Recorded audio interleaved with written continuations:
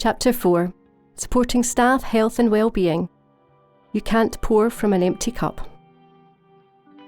Staff wellbeing is vitally important. We know that to give care you've got to look after yourself and care for yourself and care for the other caregivers who are around you.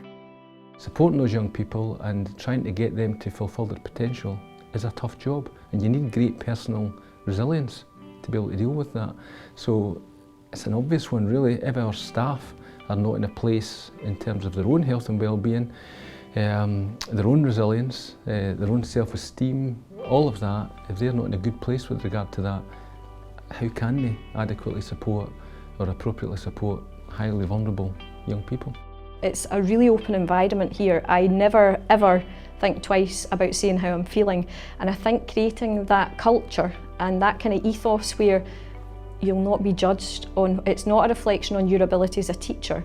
This is life, you know, we all have ups and downs. It's okay to say, I've had a bad day, and just be really open with how you're feeling. I have to be mindful of my staff's health and well-being, so that has involved organising different training for them, looking at their own mindfulness, looking at coping with their own anxieties.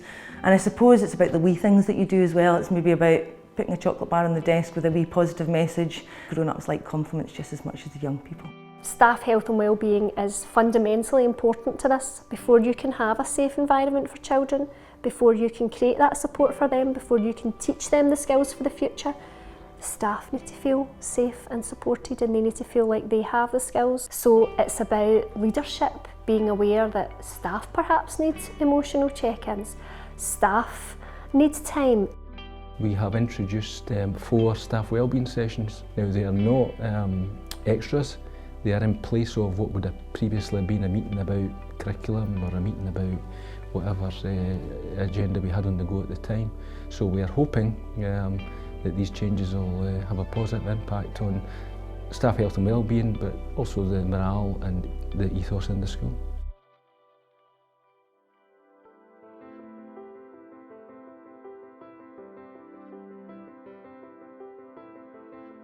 We would like people to think about the relationships they have with the children they work with, and what could they do to increase the quality of those relationships, or what are they already doing that is great and that they should really celebrate and share that with their colleagues.